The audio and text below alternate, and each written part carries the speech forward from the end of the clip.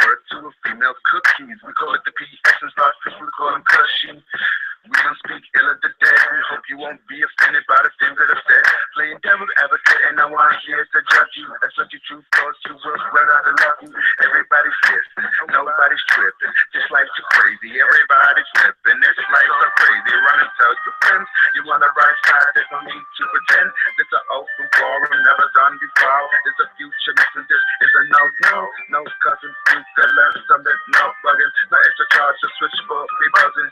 We don't really care if you're right or you're wrong. Just tune into Miss KiKi, whichever time it's on. Hey, Miss KiKi, it's time to play.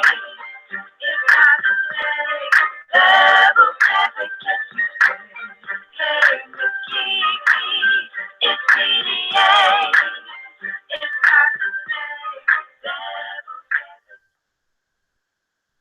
And we go a little something like this. Hit it! At some point, you will be offended by something said on this show. But playing devil's advocate is meant to be a forum for open, honest, and more importantly, judgment-free dialogue. The opinions expressed here may not necessarily be those of the host or of the show in general, but we're willing to have the uncomfortable conversations so that we can heal and find solutions for our listeners and quite possibly even ourselves. Enjoy the show. Good evening, everybody, and welcome to Playing Devil's Advocate. I am your host, Miss KiKi, the consummate provocateur. And for the next 120 minutes, we are going to edutain you. That means for the next 2 hours, you are going to be educated and entertained. And I can't wait to get into it. But I need to say to you guys, if this is your first time listening and watching, welcome, welcome, welcome. But we are here each and every Wednesday night at 7 p.m. Pacific, 9 p.m. Central, and 10 p.m. to you guys on the East Coast. If you happen to miss the live broadcast, you can always come back to our YouTube channel right here and watch any of our previously aired shows. If you go to KikiRichardson.com, you'll be able to listen to any of our previous archive shows from before we actually went video and we were all audio. Trust me, I go back and listen to those shows and I am entertained, edutained thoroughly every single time. And while you're there on KikiRichardson.com, you can purchase any PDA merchandise. You can purchase a copy of my book, The Other Woman Code of Conduct, What Every Other Woman Should Know, and Men Too. It's right there. You can also get it at the iTunes store, BarnesandNobles.com, Amazon.com. Just buy it. Damn it. Okay, now that I've gotten that out of the way, again, if this is your first time, and even if it's not, we are a fully interactive show, which means that we have the interactive chat room open right there for you. So if you post your comments in there, we'll make sure that your comments get on air at some point throughout the show. And you can send us a tweet by following us at PDA_Miss KiKi on Twitter. That's PDA_MSKIKI. And we'll get your comments there. And you can even post to our Facebook wall at facebook.com/Playing Devil's Advocate, and we will get your comments on air. I promise. I do. For real, for real. First of all, before I bring on my cast of characters that ride shotgun with me, I am so happy to be back in the United States, first of all. So thank you to Mexico. You guys were great hosts. I had a great time, but I had to come back home. I'll tell you guys a little bit more about that in just a moment. But I want to send a big happy birthday shout out to our incredible invisible intern. Her birthday was last Wednesday. I don't know if we said happy birthday to her on the show, but if we didn't, shame on us. But I'm telling you now, number 3, happy birthday to you. Also, big happy birthday shout out to Lanice. Man, she's been on the show before. Y'all seen our shenanigans in Vegas. And happy birthday or happy Mother's Day, Grandmother's Day to her, because she is going to be a grandmama today. So big shout out to you. And Diamond, I hope you are having a healthy baby, of course, but I hope the delivery is not so bad. So now let me go ahead and bring on the family, as we call them. First up, she hails from my hometown, the Windy City. You know her, you love her, you sometimes hate her because she gets under your skin and she's so damn emotional. But she is known for coining phrases like lube is for amateurs. Ladies and gentlemen, please help me and welcome in Miss Sporty, Spunky Angel.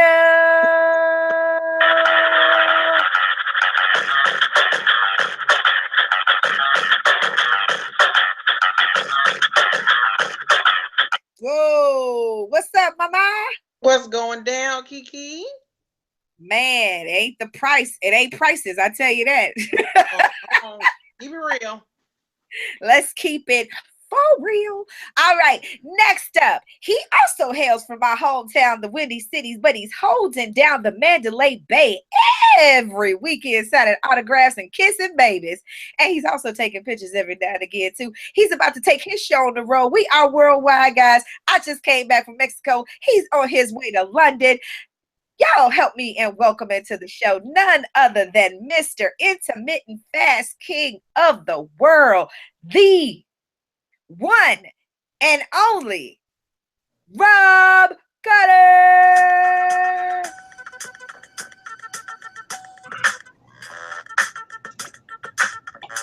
Oh, I'm loving this music, y'all. Yeah. What's up, Dorothy? It's nothing. What is you said something about being back home. I wanted to call you, not your mother, Dorothy. I mean, like no place like home, no place like home, no place like home. Yes, there's no place like home. Yeah, there's no place. I thought you was trying to call me my mama, Miss Dorothy, because I didn't think about it till I saw your face when I said Dorothy, and you were like, I was like, oh crap, let me get that straight. You know. I'm like, I'm glad she don't listen to the show. She was like, oh, Rob in trouble. He didn't call Dorothy by her first name. No, he wouldn't get in trouble because see, it's something about Rob and Chan. They can't do no wrong with my mama. Yeah. But I can't down. They can't do nothing wrong. Bless their heart. Yeah, I don't know what's up with Chan, but I know Miss Dorothy loved me. Yeah. She entrusted me with her baby when she was still a baby. Yeah. You know? So anyway, I was getting ready to tell y'all something. What, girl? What did I say I was gonna tell y'all in a little bit? What happened in Mexico? You know, we traveling. Oh, yeah. Let me tell you about this. When I was getting ready to leave Mexico, and then we going to get on into the show. When I was getting ready to leave Mexico, they're going to say to me, no, you can't leave. Why don't you just spend the holidays here in Mexico? I said, I spent election day in Mexico, and you see how that shit worked out. And they were like, you know what? You do need to go back. I said, I got to get some shit straight because apparently the world tilted off its freaking axis with me being below the, south of the border. So I hope things turn around when Rob, you go overseas. I hope things shift back. I think I didn't stay in New York long enough. Maybe that was the problem. The problem is that we were all traveling and that just kind of threw off the rotation. The gravitational pull was off. I got you. So it's our fault. It apparently, we don't know our power, how to use our powers for good, and we were sleeping on using our powers. Apparently, we need to build better relationships when we're out of town. Yeah, I'm just trying to figure out what you're going with this. What'd you say, Rob? I'm just trying to figure out where you're going with this. Like my fault. I voted. I'm just trying to figure out. No. We all voted. I'm just saying my absence, her absence, all of this traveling just threw the universe off. The universe is just thrown the fuck off. When you look out at the shit that's happening, the universe itself is just thrown the fuck off. America is just we just all yeah. There we go. Yeah.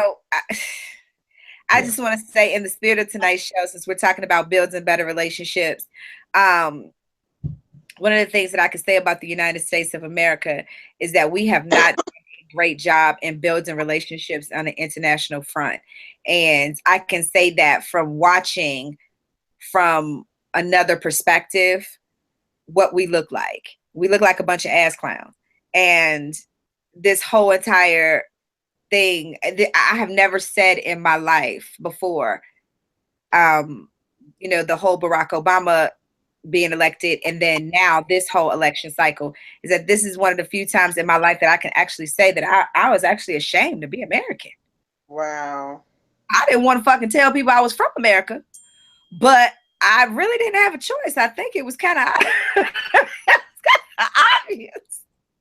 But anyway, since today's topic is, you know, we have decided to do a series. Everybody loves when we do series here on Playing Devil's Advocate. And tonight is part of our how-to series. And this week in our how-to series, we're going to be talking about something that everybody has to deal with. So if you find yourself in a situation where you can't stop fighting, or you feel like you're walking on eggshells, or you wondering, is it just me? If there's a constant struggle for power in your relationships, we're going to talk about tonight on our how-to series on how to build better relationships. And it doesn't necessarily have to be intimate relationships. It can be familiar relationships. It can be work relationships. But we're going to tell you pretty much across the board. This is a spoiler alert, pretty much across the board. The rules pretty much stay the same. You know, a lot of people try to compartmentalize, and I don't know how you guys, you know, what your thoughts about this, but a lot of people try to compartmentalize how they handle different relationships because they think that they require different skill sets or different rules, so to speak. But the reality of the situation is that there's a level of consistency that has to happen through all of your relationships in order for them to work. Agree? Disagree? Agree. No, I agree. I agree with that wholeheartedly. Okay, so that's the first thing we want to give you the nugget of tonight is remember, you need to handle all of your relationships equally. There has to be some equity. You can't dedicate and be willing to put all your time and effort into work, but you don't want to put any time and effort into your relationship or with your kids or whatever. Now, there's only so many hours in a day, so you have to figure out a way to find that balance. But anytime that you put one, 70-30, a 60-40, there's an imbalance. So you're going to find that you have conflict in your life. So find the balance and you'll be okay. It's kind of like making sure all your tires are balanced. They all have enough air, because if they don't, you're going to have problems moving forward and getting on the road, right? In the journey, you're going to have engine problems. You're going to be burning hella gas. You're going to need to change your oil more often. You can blow out and wreck out. Same thing in life, right? Right. So find that balance. All right. So here's one of the things that I want to talk about. I know Rob said before in our pre-show that he was an expert at this. He know a lot about this. Okay. Look at this. I'm just saying what the man said. I'm not agreeing or disagreeing. I'm just saying this man's words. But I will say this. What I would say to anyone in any relationship, whether it's male, female, whatever, friendships, love, work, whatever, work on you first. You don't go out to get a job and you haven't prepared yourself for the work that's going to come your way. You've gone to school, you've done training, you've done whatever it is that you need to do. So you've worked on you first, right? Same thing with your interpersonal relationships. You don't come into a relationship thinking, oh, this person is going to complete me. All y'all got twisted in that damn Jerry Maguire game when he was talking about you complete me. That's why he was fucked up, because he wasn't complete before. Okay, then. I'm just saying. You have to work on you. When you were dealing with your family and everything, and you can find all the flaws and you can pick out everything that's wrong with them. Have you worked on you? Fix you. I'm sorry, off my soapbox. No, that's a relevant point, because all this shit starts from the inside out.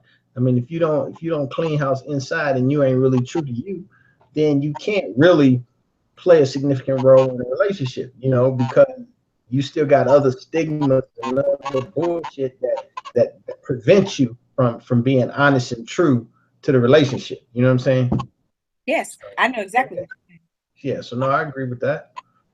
Now, if I can know, you mentioned balance, and I remember this came up once between us, and you said something about, you asked me a question too, I think once, about where's the balance, and I was like, the balance is an age or some shit I said, but because my philosophy is this: you don't have a work life and a personal life and a business life and a family life and a whatever. You have one friggin' life.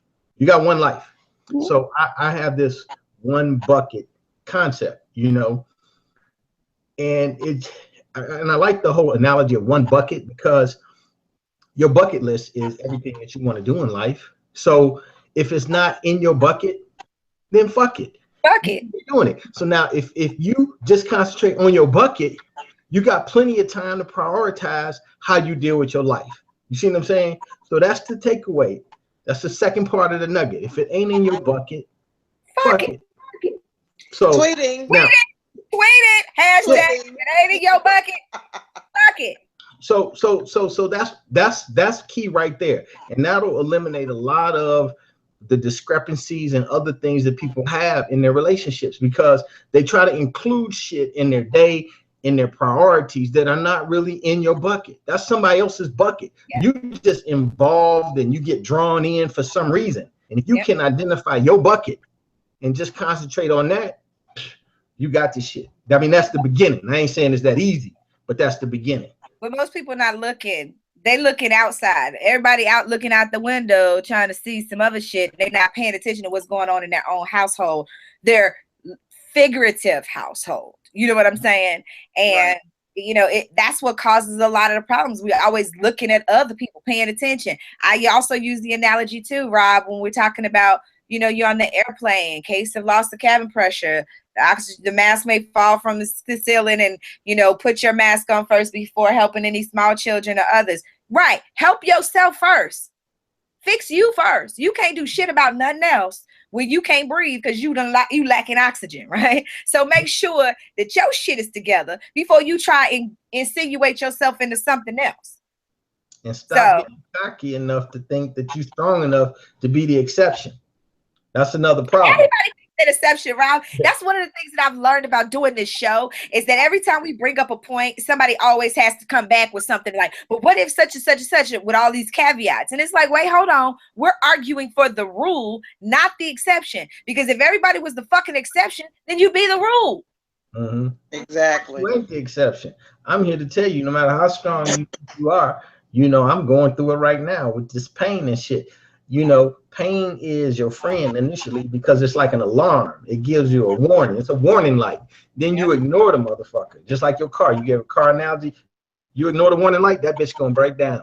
So pain is the same way. It now was a warning light. It was friendly. Now it's my fucking kryptonite, because it'll bring you to your knees and it'll shut you down. So you do have to take care of you first. That's the same analogy. You gotta see the signs. When you're going through something and you're struggling, that's just the warning light. That's the warning light saying, I got a problem with this. I need to figure out how I solve this problem with me so I can better serve my partner or be a better part of this relationship. You know what I'm saying? It's all the same. And see, one thing people don't realize is that if you don't take a look at you first, there's nothing you can do to service, help, support, or anything for anybody else, because you got to take care of you first. That really is the bottom line. You see the nuggets, just like you said with pain. That's your alarm. You're gonna see the nuggets or feel the nuggets before the big one falls. If you don't pay attention to it, it's gonna mess you up. My mom used to always say, self-preservation is the first law of nature. Yes. And so, when I was younger, and she used to, Miss Dorothy-isms, I'd be like, oh God. But you know what? As I got older, it was kind of like, you know what? She might have had a clue. You know what I mean? Got a point there. That lady, that lady know what she's talking about. All right, for those of you guys who just may be joining us, this is Playing Devil's Advocate. I am your host, Miss KiKi, the consummate provocateur, and I am joined with Sporty Spunky Angel and the Rob Carter. And tonight we're doing our how to build better relationships. We've talked about first things first, work on you, right?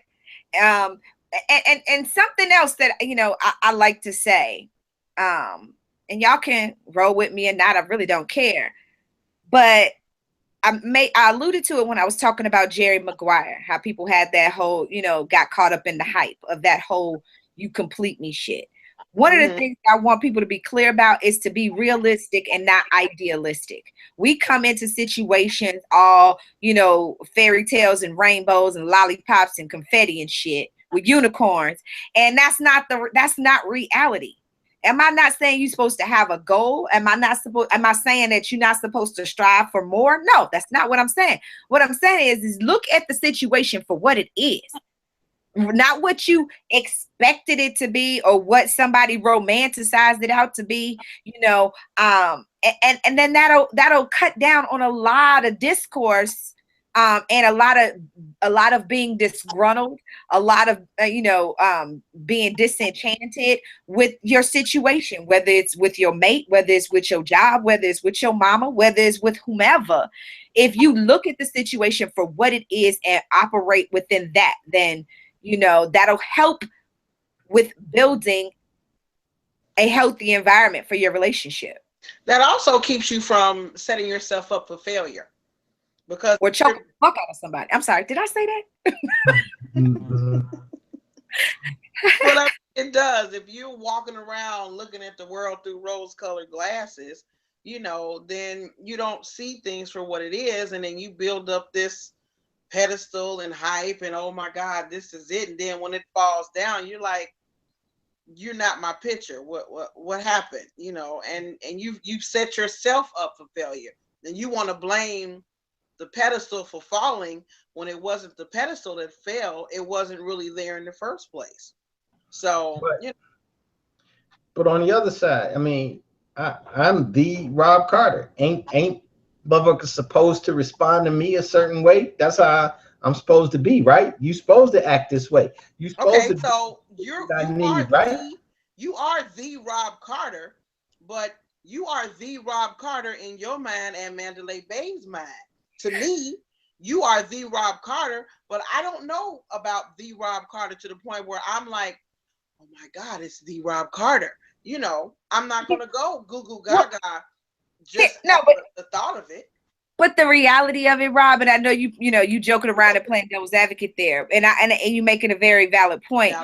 But I think it's one of those situations where we have to manage our expectations, and we don't, because we haven't been conditioned to manage our expectations. We've been managed to believe the fairy tale. We've been managed to, always find the silver lining.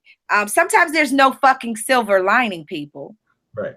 But even what you just said, KiKi, sometimes it just is what it is, and you need to move the fuck on.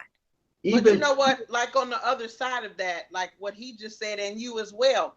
Like he says, I am the Rob Carter. So you have somebody who looks at it, and I'm talking about in the professional sense, oh my God, it's the Rob Carter. So he is the product that he says he is.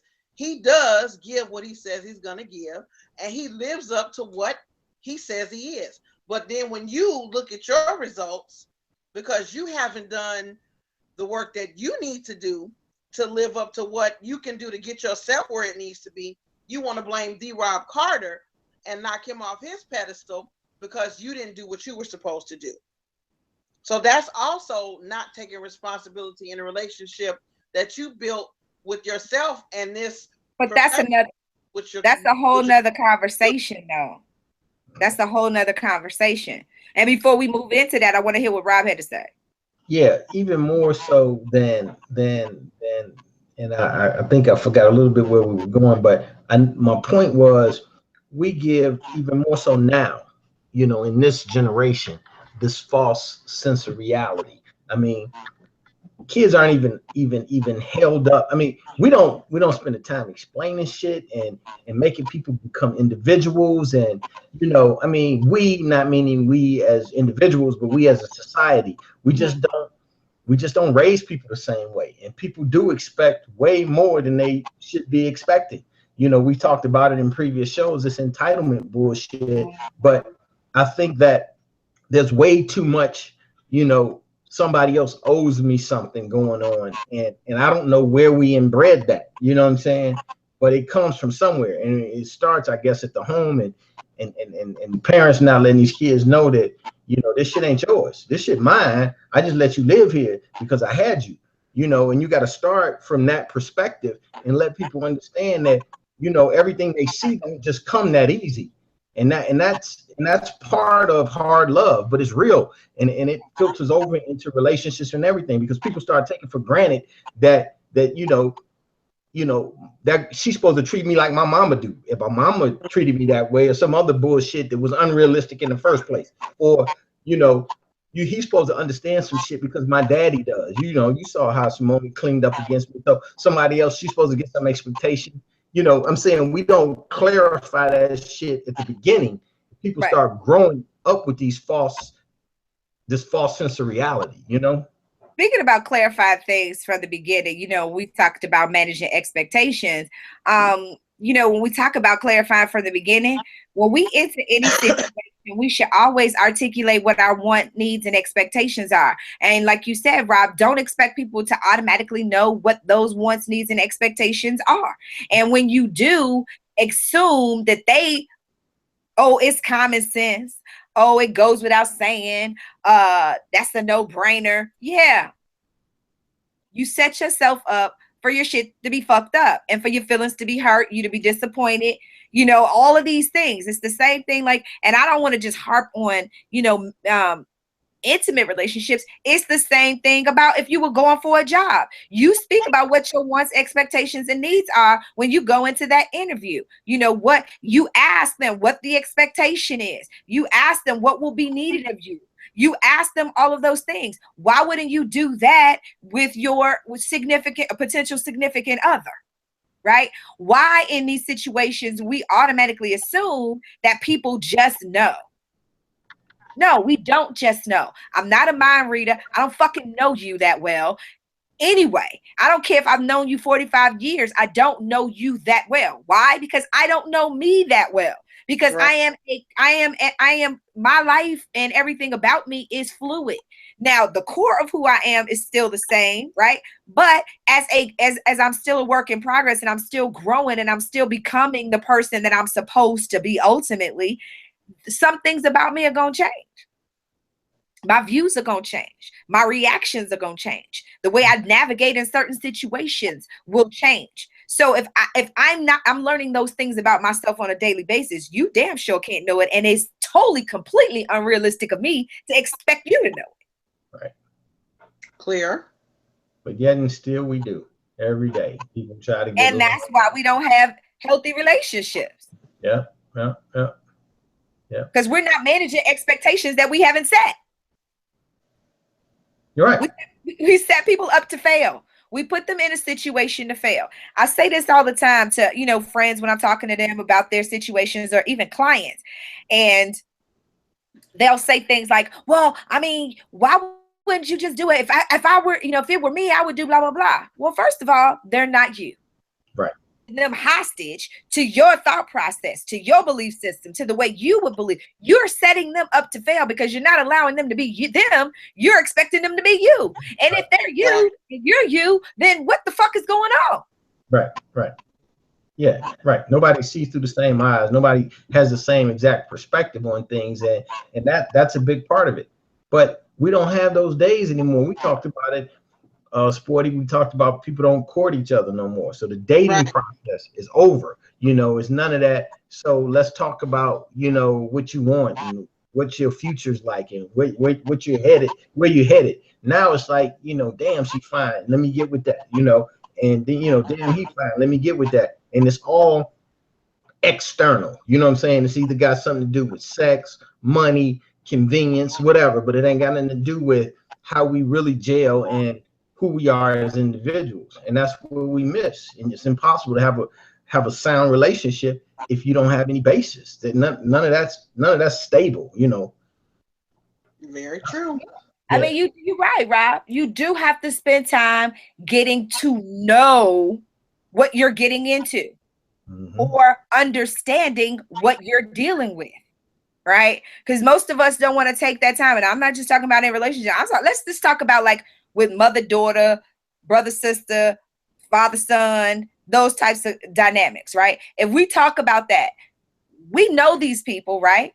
But we don't, we're not proceeding in a manner where we're spending time understanding what we're actually dealing with, right? And we're expecting that person to somehow yield to who we want them to be, right? I know who Miss Dorothy is. I know when she feel like she is right, there's nothing you can flip and say to her. She has completely turned off her ears, and there's nothing anything you say is falling literally on deaf ears because she ain't fucking listening. Right. I know that about my mother. So I have to navigate in a different way in order to get my point across, or in order for her to see it in the way that I need her to see it. Not to prove myself right, but to at least get her to be open enough to see what I'm talking about. Right? Same thing with my brother. You know, I know him. Right? And I know my sister as well. And so I know I have paid attention enough to know how to navigate in my family to get people to see things my way. Do I impress my will upon them? Not unless I have to, but I do understand and respecting who they are and how they operate. But most of us aren't doing that. We're expecting them to do, if we keep crying out about the same thing, ouch, that hurts, ouch, that hurts, ouch, that hurts, and they've never responded to that stimuli, why am I going to keep saying it? I need to find another way for them to understand, fuck, you hurt me. You know what I'm saying? And so I don't think we're taking that time to get to know the situation and the person and how they actually how they work, how they think, how they behave, and what stimuli they respond to. No, I agree with that, and it is very important too. I mean, it's very important since we're talking about various relationships. I wanted to speak out to those of you that have children, because as a parent, I had to deal with that as well. Didn't do it so much as a young parent, but pretty damn good at it, I think, right now. Like with these two little ones, there's no way I can approach them the same. They don't understand the same way. They're not motivated by the same thing. They don't have the same fears, dreams, none of it. So you have to, I mean, even though it would appear that they have the same exposure, the same upbringing, they would have the same foundation, they are so different. I have to cater to Simone's emotions way more than Asia's emotions. She's very analytical, and you can just tell her the facts and she gets it, whereas Simone is totally opposite. And they don't hear, if you try to approach them the wrong way, they don't hear that. They don't get the message that way. And you have to be careful, and you have to listen. You definitely have to listen. You got to get a chance to know. And then you have to teach them.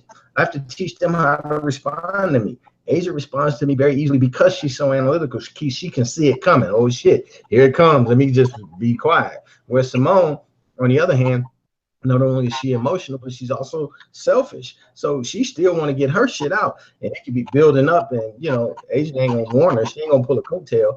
But so I have to tell her, hey, when you see me like this, and it gets like this, and it gets like this, you need to just be quiet. So that she understands me. So it's a two-way street. Sometimes you have to, and I'm not saying it is limited to children. In a relationship with another adult, if you can explain to them, without arguing, and say, hey, when you see me get to this point, this means something. If you really care about me, then you need to back off, and we need to talk about this at a different time, or however you need to handle that. So it's very important that you communicate both ways, that you listen, you see, and you communicate the shit that bothers you too. So anyway. And then when you talk about these children, I noticed that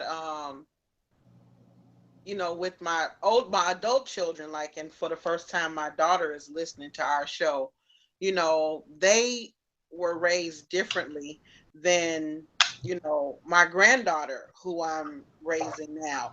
I told her something yesterday about picking up something in her room and doing something, and the girl looks at me and says, well, that doesn't motivate me.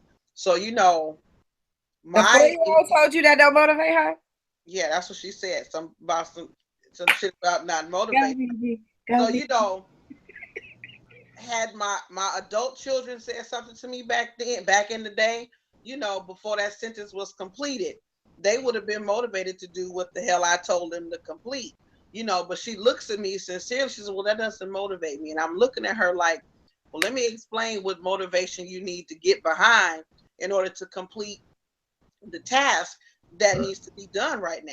You either have this choice or this choice. You know, so to have to actually sit and be rational with the kid, you know, where they understand and respectfully, you know, continue to comply with what you're requesting of them is a whole different ball game in this day and age. You know, so you have to, you know, the same tactics, like you said, that worked back then really don't work with her. Actually they do. Here's the thing. I think what we miss is that we've become more aware of their intelligence. Because if you think about it, when we still had the same kind of dialogue, we just expressed it a different way, but they weren't listening to us. It was one of those situations where they were like, we're the tyrant, you're the minions, you do what we say to do. But now, you know, because children then, we would tell you exactly what it was. We may have not have had the vocabulary to be able to say, that don't motivate me, right? But the message was still the same. But because you know, it's all, we have to, like you said, Rob, you have got to learn how to, it's a give and take. You know, you can't be tyrannical and expect to get the result that you want. Yeah, you'll get the result that you want if you just, you know, force somebody into submission. However, how long is that going to last? And before the revolt comes? And do you want to do that? Just like you said, I mean, do you want to break your kid's spirit? See, for me, I look at some of the things that Simone does that pisses me off, but I don't want to break her spirit because she is so adamant to get what she wants. I tell her when I say no, it means no, no matter how many times you ask me, but she keeps asking me, and I don't want to break that spirit because she don't give up. So at some point in her life, when she ain't dealing with me, I want her to still have that quality, because that quality might take her some places that I can't take her because I don't have that quality. I'll tell her motherfucker in a minute. All right, well, fuck you. I'll do it on my own. You see what I'm saying? But she has that quality. So you don't want to break their spirit, which you have to do in today's world, because we do. They are more intelligent. We're exposing them a lot more earlier. So what we have to do is we have to interact with them like they're intelligent. We have to have the dialogue. You want to motivate her, then you need to give her the motivation. You need to talk to her and explain to her why this is important. You need to connect it with something that'll motivate her. And you can't look at her when she talks to you like a 6-year-old. You can't talk to her like a 4-year-old. You got to come back with the 6-year-old rationale. You know what I'm saying? So that's how you deal with it. And that's another part that we miss right now, because we want our kids to be accelerated learners and independent. But then when they challenge us or when we get stuck, then we want them to be just regular ass kids. Do what I say. Right. You know? That was me. That was my problem. That was a lot of the conflict with my mother and I when we were growing up, when I was growing up, because I always challenged. My intention was not to be disrespectful. You know, my intention was not to be defiant. My intention was to understand the why. What was the purpose of this? And that do as I say, not as I do shit. It got to the point, like I said it on the show before. It was like, well, stop doing it. Like, you know what I mean? I didn't mean to be flippant, but it was like, come on, really? Like, stop doing the shit. Then I wouldn't, you know, or because I said so. But if I say something and she asked me a question and I say because, that's because it's not an answer. Well, bitch, you said the same thing 10 minutes ago when I asked you. So which is it? Is it not an answer good enough for me? Or is it an answer not good, you know, only good enough for you? So, you know, but that lends right on into the next thing about consistency. Right? If you want to build healthy relationships on any level, there has to be a level of consistency. And I know there are some people who are being smart asses saying, well, inconsistency is still consistent, right? You can be consistent in your inconsistency. Fuck you, if that's what you're thinking. That's not what I'm talking about. No. I'm talking about that you have to set a tone. right? If you, and it goes back to speaking up when, something bothers you. There are a lot of people, and I'll use in relationships, for example, there are a lot of times when people are communicating, when they're dating, and they're not talking, they're not having a conversation. They're talking at each other. Because if I have a problem with something, right, and I don't tell you for fear, my fear, that if I don't tell you that I like X, Y, and Z, that you're not going to want to be there no more, right? Because I'm not being completely transparent. I'm not being truthful, right? So now I've put you in a position to manage incorrect expectations. Right. Mm-hmm. Right. And so now when something happens and I don't say anything about it because I've pretended that that wasn't a problem for me, the moment that I do speak up about it, he like, why you tripping? Right. Exactly. I'm all confused. Yeah, that one that you said before. Right. Right. And it's because we have not been consistent.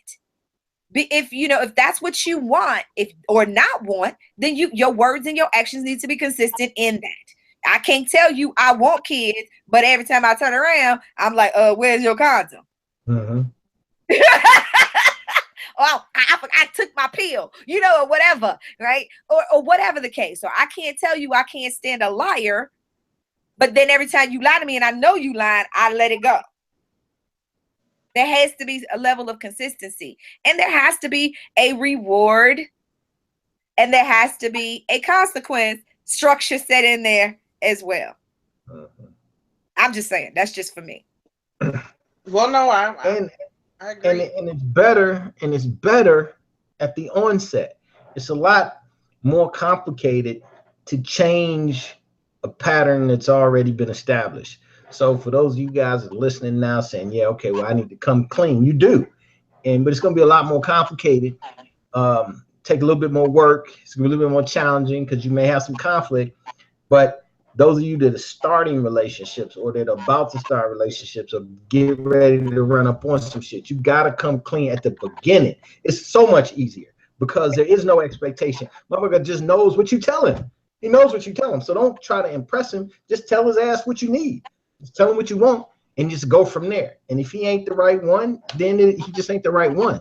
But start it off then, it's way simpler. It's way simpler. Trust me. Because when you get to changing up shit midstream, that's where the breakups happen. That's where the breakdown comes in. You accepted it in the beginning. You knew what you were walking into. And then all of a sudden, you know what? I don't want to accept your lies anymore. You're like, okay, well, why not? What's different now? So that's where you run into those problems. Here, I'll just, and to even simplify it even more for some of you guys who, need it. For me, I have a problem with people being late. That is one of my all-time pet peeves, right? I don't like for people to disrespect my time. I don't disrespect yours. If we say 10 o'clock, God damn it, I expect it to be 10 o'clock. Not 10:01, not 10:05, right? So if he's consistently late, and I never say anything the first time. So when time number 2 happens and he's late and I don't say shit, time number 3 happens and I don't say shit, time number 4 and I go fucking ballistic, right? He looking like, well, what's the big deal? It's only 10 minutes. We gonna still make it on time. No, bitch. You told me to be ready at 10 o'clock. So I plan my shit so that I'm ready at 10 because I respect your time enough to do that. And I expect you to do the same for me, but it's only 10 minutes. See, to him, it's not a big deal because I didn't make it a fucking big deal. I didn't impress upon him why that mattered to me. I didn't impress upon him that I don't like for motherfuckers to be late. And it's just like, and I hate to use this analogy, but it's like with children. You have to catch them in that moment. You can't let the moment pass. Otherwise, they're not going to get it. Right. Now, am I saying I'm supposed to flip out the first time he's late? No, that's not what I'm saying. What I'm saying is that I'm supposed to say something about it. I'm supposed to follow it up with a why, and then I'm supposed to leave it alone. I ain't got to harp on it. Right.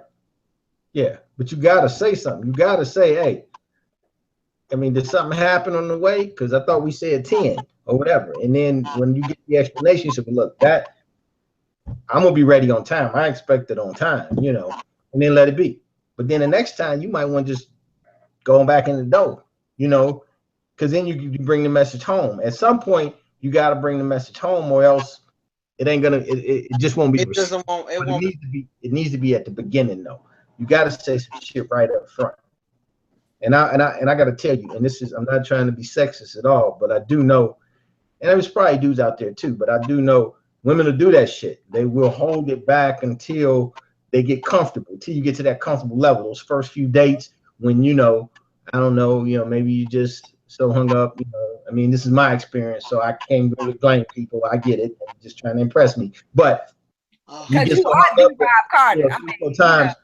But you can't wait till 3-4 dates down when you're comfortable with the relationship to start switching shit up. Just like Sporty said, it gets way more complicated to start switching shit up then, you know, because now you fucking with you and you fucking with me. Because now I have expectations. Now I've kind of settled in that, okay, I like her this way, treating me this way, liking me this way, expecting this, and then you switching up the game, you know.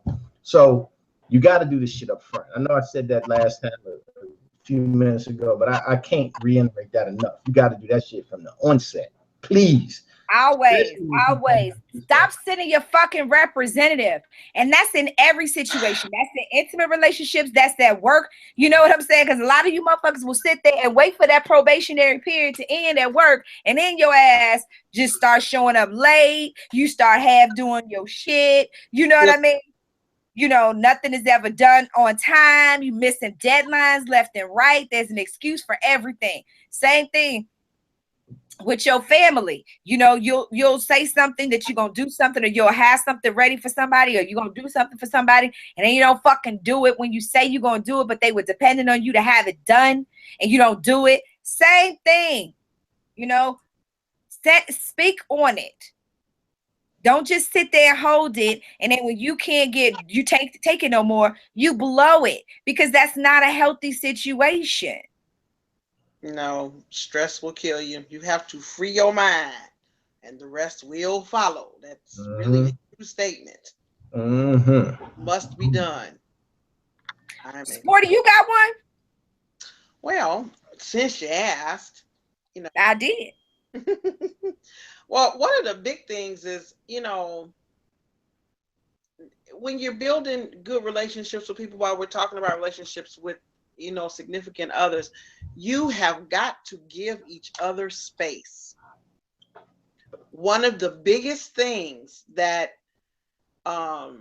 drives me nuts, I noticed one of my girlfriends, she's always like, you know, well, it depends. It's fine to check in, you know, with him, you know, whatever. I'm going to go do this and this.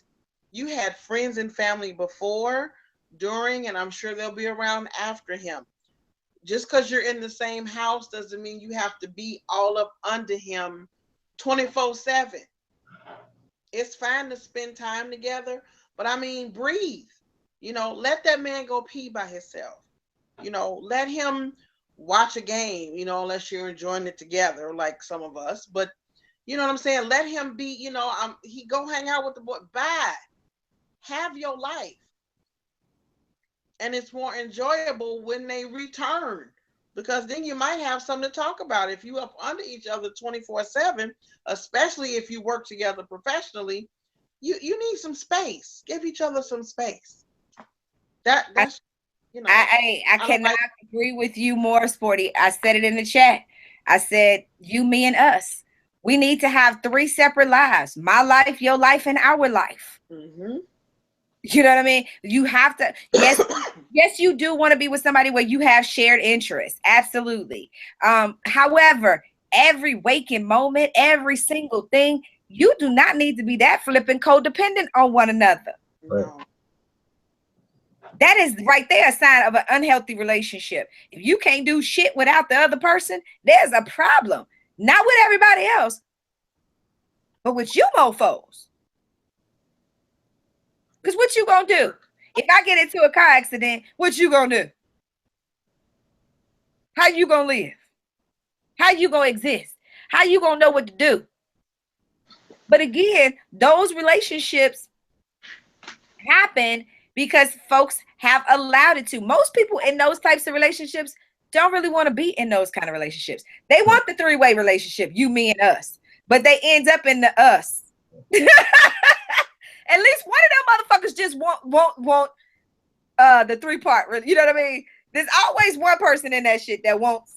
But that goes back to what you and Rob want a three-way relationship. Not that kind of three-way relationship. Oh, damn. You're going down the wrong rabbit hole, Rob. That's the problem. He want to go down the rabbit hole. My bad. I'm just being honest, letting people understand the relationship that I have with the people. They need to know who I am. To be honest, but I can't have a good relationship. People don't know who I really am. You didn't say that up front. I did say that up front. Every show I've been saying it. I had to hide titty pictures ever since I've been on here. Everybody know who I am. I'm not hiding it. I'm not hiding who I am. Anyway, go ahead. I didn't mean to change the subject. We know you a creeper. We know you a a dirty old man. We know that. Here's the thing.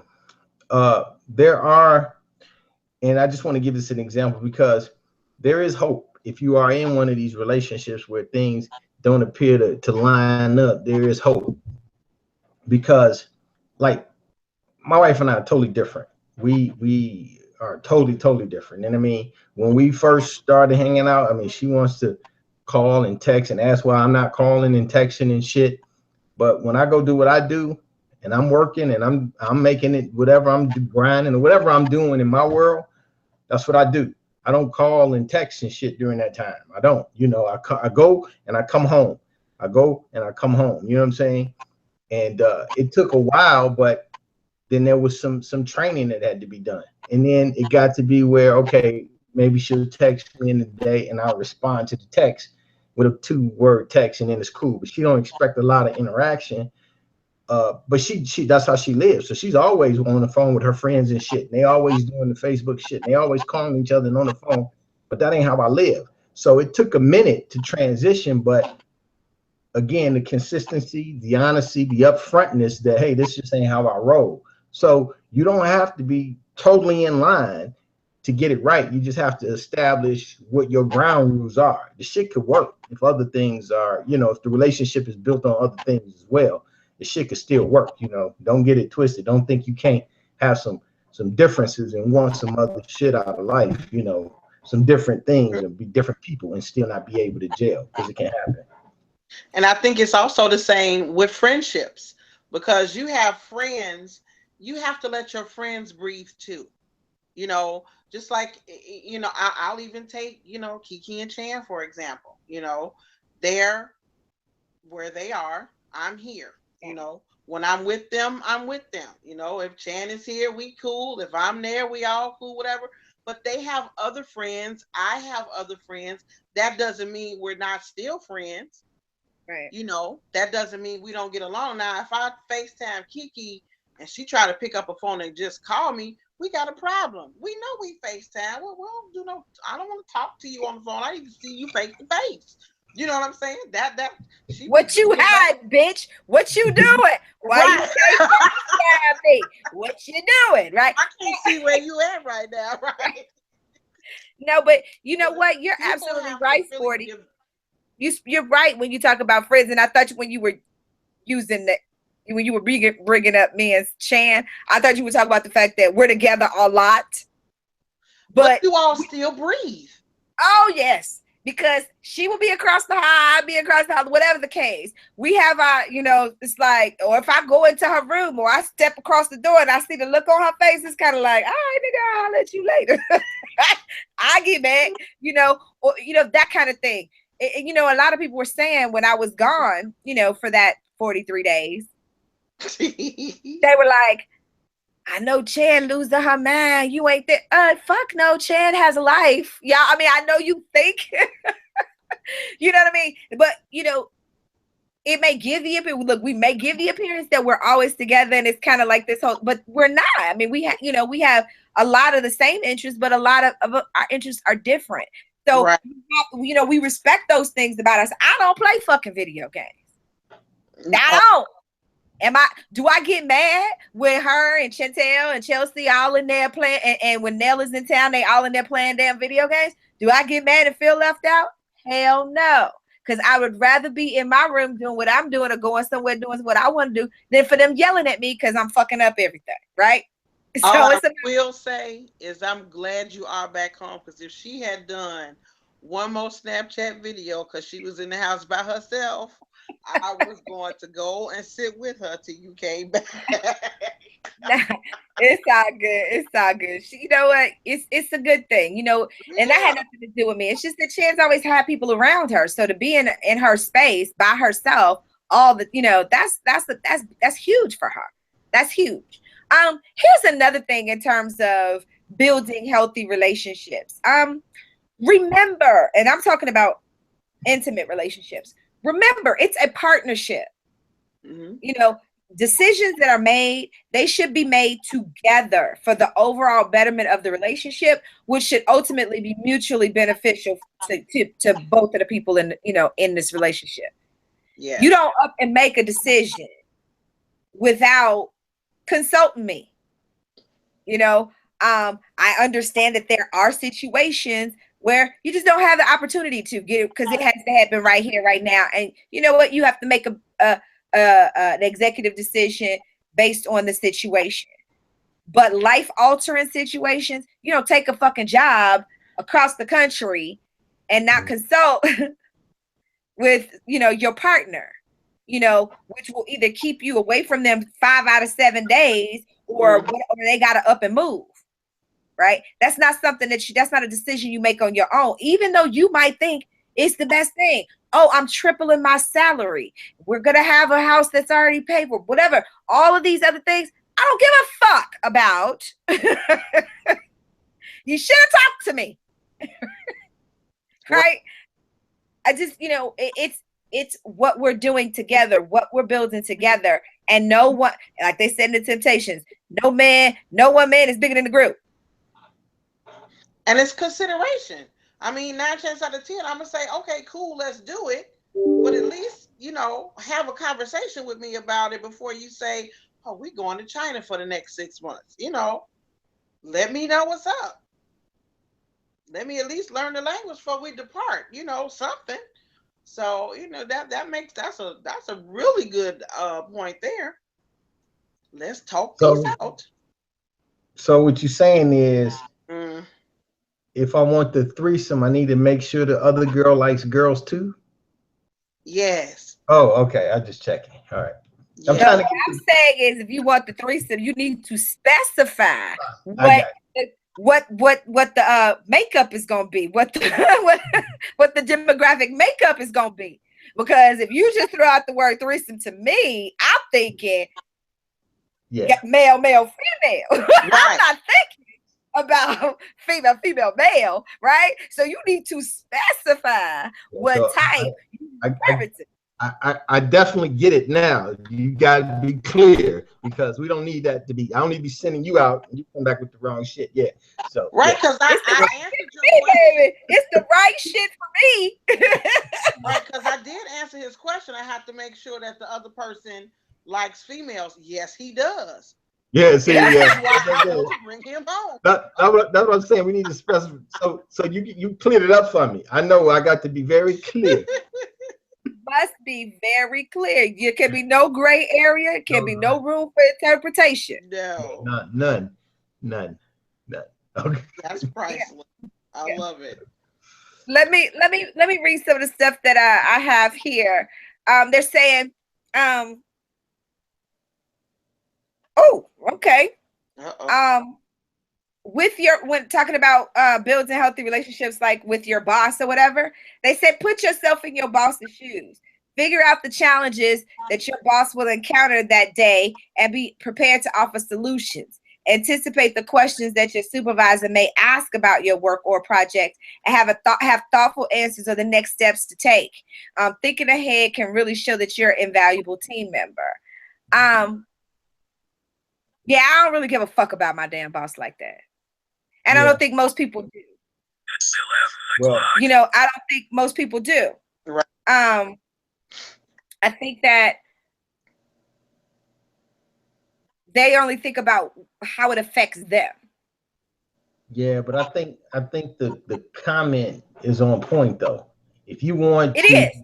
yeah, because to excel, making your boss's job easier is actually your job, really. You know what I'm saying? If you can do the things that circumvent issues and make that person's job better, it only makes it a way for you. It makes you more valuable in their eyes, so you become more entrenched, and it also enables them to give you more responsibility, and which opens up growth for you. So I agree with the comment for sure. Right. I do. Yeah. I agree with the comment. I just don't think that people do. Yeah.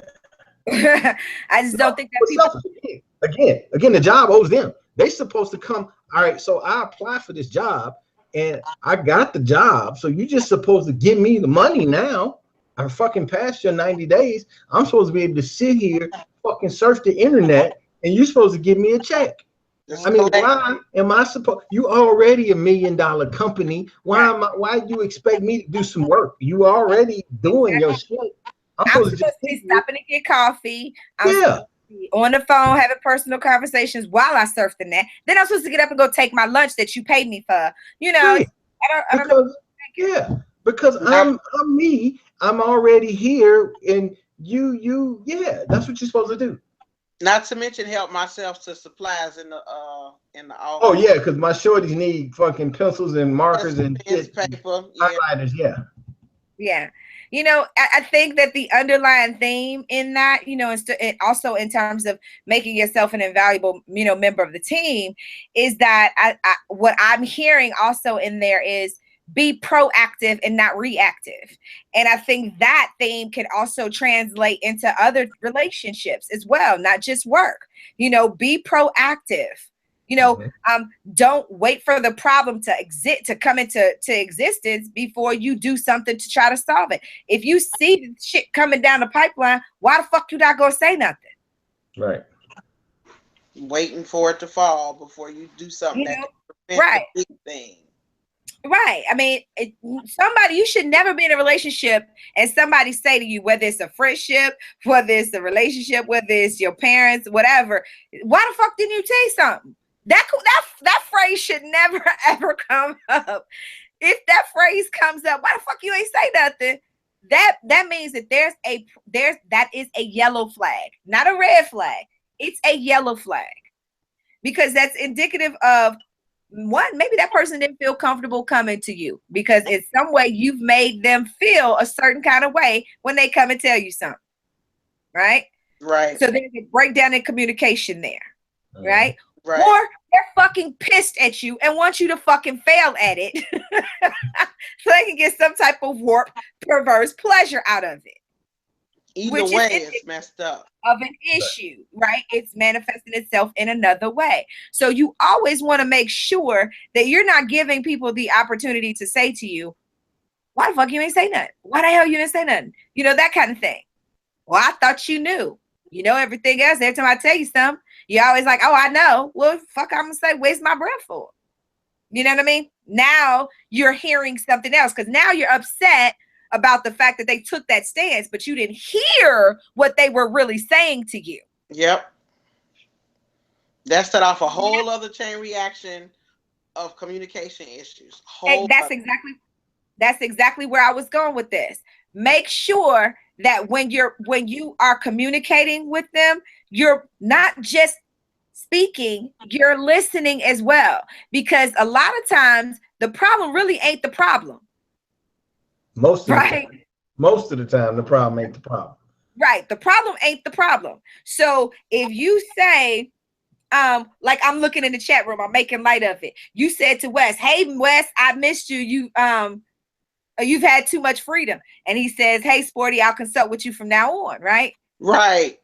Issue here isn't that he didn't check in. The issue is you missed him. That's right? The issue. Right. You know what I mean? Yeah. Even though you said it, but I'm just using that as an example. Mm-hmm. A lot of times people will hear the other shit, but not the real stuff. I missed you. Why you just can't say, you know what? I missed you too. It's been a while. Mm-hmm. You know what I mean? But he did hear that because his response was, I'll consult with you next time. But you don't care about him consulting with you next time. That's not the I need him to care that he missed me. Right. That I That's missed what him. I'm saying. So a lot of times we have to pay attention. But again, this all goes back to what we talked about in getting to know who you're dealing with and how to navigate in that situation. Because if you're not paying attention to who this person is and how they respond in certain situations, then you can totally miss everything. Right? Pay attention to meta communication. And it's so funny you said that. Today I was on a call and you know, with the things that are going on, and I was talking with my daughter, you know, and listening to a conversation, and another call came in, and so I answered the call and I was like, hello, you know, and he said, are you okay? You know, and I said, I will be. You know, he said, okay, I'll hit you back. I said, okay. And I got off the phone with him. But like within about an hour later, he called back. He said, okay, so please explain to me what the problem really is, because clearly something is going on and you're not okay. So, you know, he really did. He got it, you know, that there was an issue and something was going on. And he was able to, you know, pick up on that and deal with the issue at hand when we got to discuss it. And then I also noticed that when you say to people, you know, what your communication is to them and they hear you, you know, you have a way, you all have a communication with each other. You have an understanding already that you know what this person is, how this person is, and what their reactions are or not, you know, what their response is going to be when you talk to them. But if you don't have a relationship established with someone, you're going to miss it, like you just said, with whatever it is they say to you, because you don't really either care to know what they're talking about or want to hear what they're saying in order to get your own point across. But that's a lot of problems when people are and this is something else I want to talk about, is you can disagree without being disagreeable. Yes. Right. And most people, when they get into arguments, they fight, they hit below the belt, they don't fight fair, they say shit that they, you know, people say, you know, we're both gonna say things that we don't mean. No, I meant it, bitch. I might not have meant for it to come out the way that it came out. Right. But I meant it. Right. So in terms of that, we have to be very careful about when we choose to speak. And I say this to you, Sporty, because we pick on you all the time about being emotional. I don't give a fuck y'all. One of the things that the reason why I pick on that a lot is because, you know, a lot of times we have to pick our battles, right? And in picking those battles, most people don't know how to do that when they're being emotional. When you're speaking on something or something is upset, you know, or you have a problem with something, not you. When I say you, I don't mean you specifically, I mean you in general, that we tend to take it personally. And so we lash out. Now, what we fail to realize is that once we now go into, I'm going to, you know, say whatever, that person is going into defense mode. And they ain't heard shit you said. All they've gone into is how they're going to defend themselves from whatever attack you are, you know, bringing their way. So in picking that battle, not only do you have to pick the battle, you have to strategically figure out how you're going to fight that battle. I'm not going yelling at me or getting into an argument with me in any way. It's going to fall on deaf ears. I shut down. I don't hear shit. I'm not going into defense mode. I'm not doing any of that. I completely turn off. So if you think that we're about to have this back and forth, you're going to get even more angry because I'm not giving you what you want, because you weren't paying attention, right? When I told you and showed you, I'm not an arguer. You can tell me what your problem is.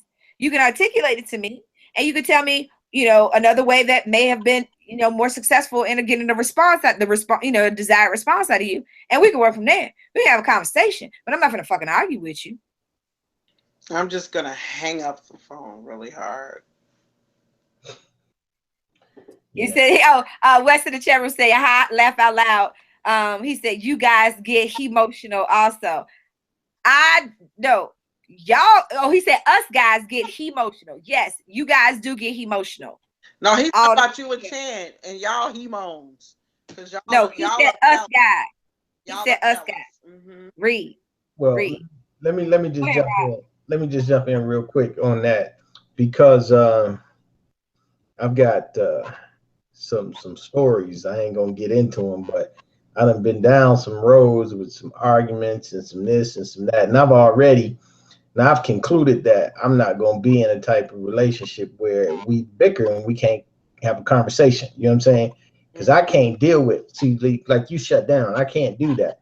I've got some emotional aspects that I can't control all the time. You know what I'm saying? So it ain't always safe for me or the persons around me for us to be in arguments to get heated. But I can discuss some shit, and I can discuss some shit rationally because I respect the people that I'm with. If I love you, if I like you, if I respect you, then I should be able to have a discussion with you.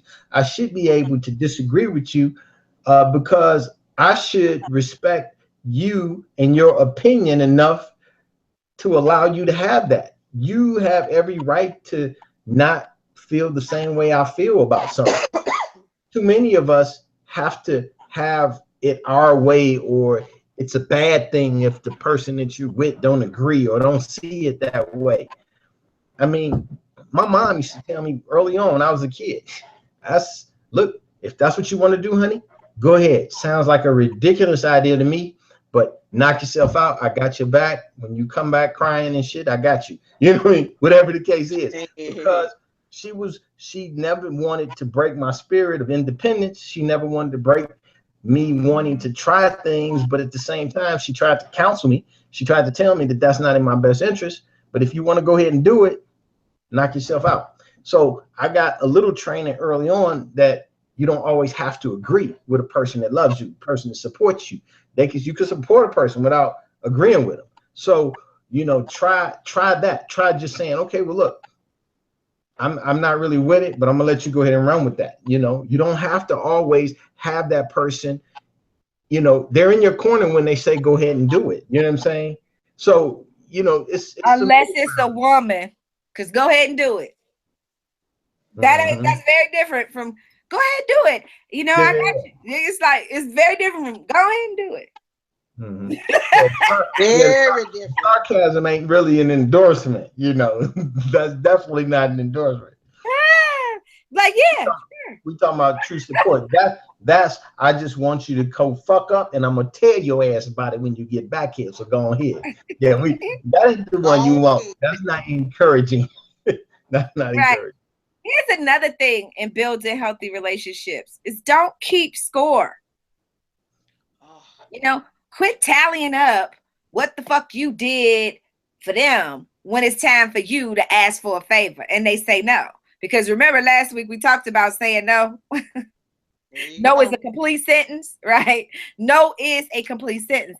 But I don't want people to be tallying shit up like I did this for you, and you. And anytime I ask you to do something, it's always got to be hemming and hawing. You think that the person is going to be more inclined to do the thing that you want them to do because you tried to guilt them, or you done, done all of that No, that's not built. But then, because then when they get up and they go do it, well, I want you to do it now. I had to say something. Well, bitch, why are you saying something? Either you want me to do it or you don't. Yeah, and that's the most ridiculous thing I've ever heard. But people do that. You ain't gonna ever find me doing that, even if I had to guilt you into it. If you decide you're gonna do it, you're gonna fucking do it. I ain't gonna let you not do it. That's counterproductive. That's gonna make no sense. People do it all the time. I want you to do it because you thought of it, not because I had to tell you to do it. No. Well, then clearly you didn't want me to do it. Right? Yeah, I still want you to do it. I don't care how happy you are about it. No. But to say to somebody, I don't want you to do it because I told you to do it. I wanted you to do it because you thought of it yourself. Well, then you didn't want me to do it because I wasn't gonna think of this shit. Yeah, because this shit don't benefit me. It benefits you. I think about shit that benefit me. Now, if it happens to benefit you as it benefits me, great. Okay, then. But you know, my first instinct ain't all about you. No, but you know, honestly, people, we have to be a little bit more mindful of the shit, you know, that we put out there. Again, manage your fucking expectations. And in order to manage your expectations, you have to set a stage for that expectation to come to fruition. You know, this is something that I wanted to say too. And when I was talking about learning how to pick your battles, and ladies, Chan always says that I'm really tough on you. And I always say, you know, you're always toughest on the child that you are closest to, that is more like you. That's the one that you're tough on. So I want you to know it's tough love. It's not that I'm just being mean. But in terms of picking your battles, ladies, I want you to hear me loud and clear when I say this. You got to learn when to shut the fuck up. Everything does not require a fucking commentary, snide, slick shit. It doesn't. Stop talking so fucking much. Please. I implore you, if you want to have a healthy relationship with your man, learn when to shut the fuck up. I got a point.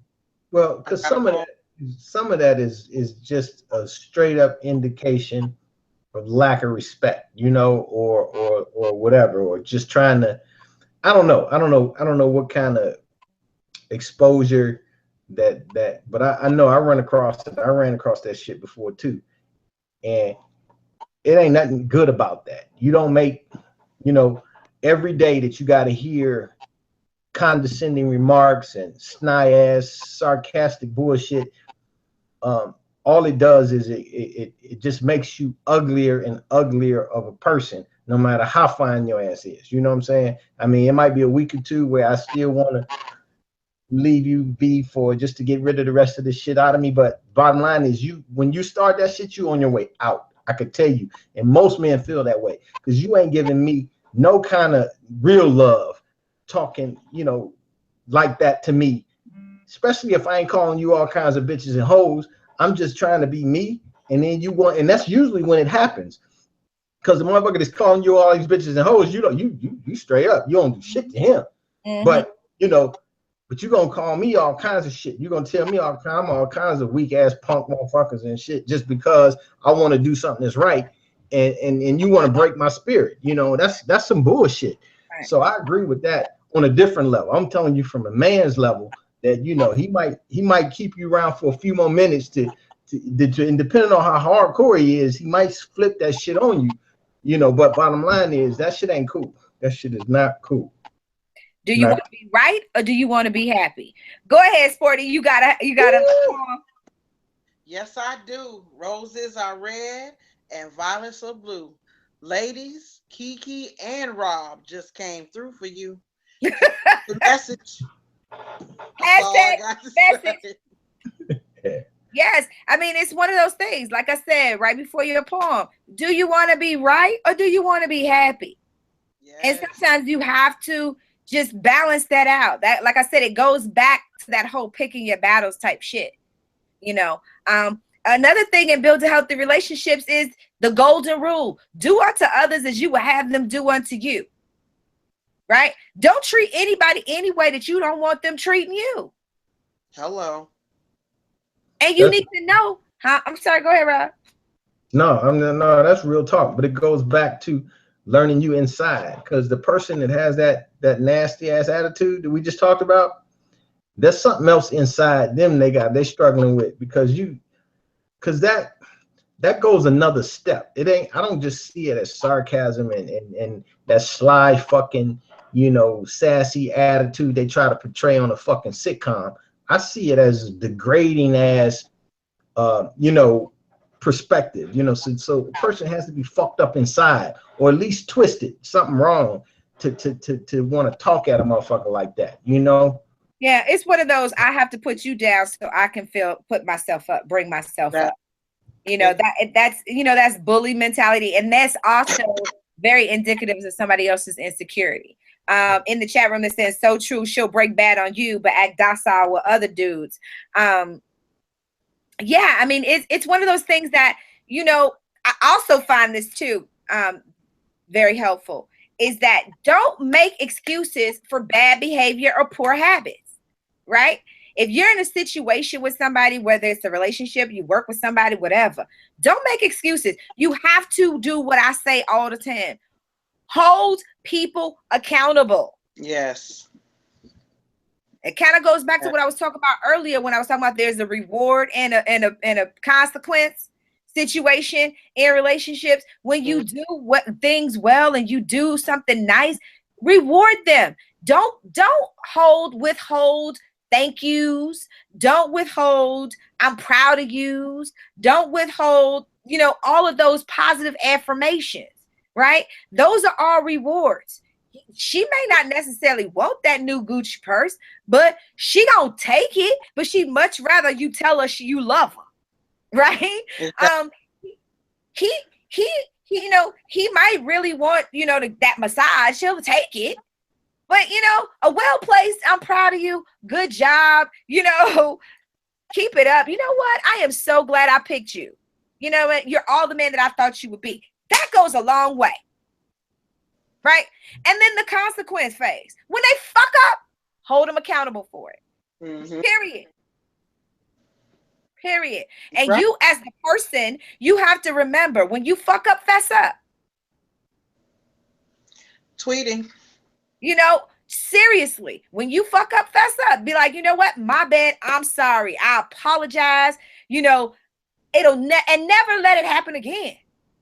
Because stop apologizing for shit that you gonna do again. I say this to people all the time. Well, I'm gonna go to church and I'm gonna repent for my sins. Why, bitch? You gonna suck dick tomorrow out of wedlock. Why are you on your knees repenting for it on Sunday? You about to do it when you leave the church house. You might do it in the parking lot. Stop repenting for shit that you not willing to stop doing the behavior. So don't apologize for shit, and then you continue to do the same behavior over and over. Correct that shit. Course correction. Rob is like, emoji man. Look at emoji man face. I'm just saying, I didn't get on my soapbox because this is something that I'm really, really passionate about, healthy relationships and understanding why so many relationships are dysfunctional. And a lot of them are because of these little things that people are not paying attention to. We romanticize shit. We don't know when to pick our battles. We don't appreciate one another. We forget to do all of that shit. How was your day just becomes a formality. It's just shit that you say. It's not really that you even give a fuck how that person's day was. Right. And then you're not even listening when they telling you. You just asked it. You know what I mean? How you doing? You don't really mean it. You just saying it. You don't really give a fuck how I'm doing. Why are you laughing, Rob? Because it's true. I mean, it's true. You got passion behind that shit. And I mean, when you fuck up, you gotta fess up. So, because I know I ask people shit that I really don't give a fuck about sometimes. So I gotta fess up too. If I'm gonna be on a panel, I gotta fess up when I fuck up. That's why I'm laughing, because sometimes you do the pleasantries. You come into the office and there's tons of folks, and you walk through, and you really don't give a fuck though. So I get it. That's all. But I mean, I don't do that in my relationship. But I'm just saying. I do that, so I had to kind of giggle. That's all. But here's the thing, though. Just say hi, hey, and keep it moving. If I don't really give a fuck how your day is, I'm not gonna ask you, well, how was your day, or how's it going? I don't really give a shit. So I'm just gonna be like, hey, and I'm gonna go do what I gotta do. Same thing in my relationship. If I don't give a fuck how your day went, I'm not gonna ask you. Because one thing that I've known, and please hear me, ladies and gentlemen, when I say this, please hear me. When you ask a man how his day went, he's going to tell you what he thought about his day. When you ask a woman how her day went, she's going to tell you how she feels about her day.